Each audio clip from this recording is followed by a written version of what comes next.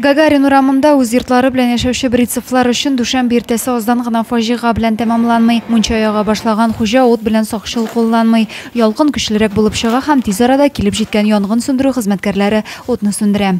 Мы уже сначала сами старались, потом смотрим, уже водой поливали, смотрим, уже все больше и больше, задохнулись, и потом я уж вызвала пожар. Зәй янгын күзәтчелеге бүлеге хәбәр итүенчә, районда ел башыннан янгыннар саны 6-га җиткән. Узган ел белән чагыштырганда бу 3 тапкырга күбрәк. Әлеге очракларда мич һәм төтен юлларының төзексезлеге, газ җиһазларыннан дөрес файдаланмау янгыннарга китергән.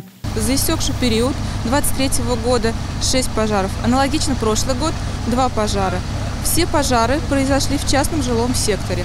Күңелсез хәлләр булмасын өчен янгын куркынычсызлыгы кагыйдәләрен тиешенчә үтәргә кирәклеген тагын бер кат искәртә янгын сүндерү хезмәткәрләре. Адилә Бирханова, Денис Сыпатов, Зей хәбәрләре.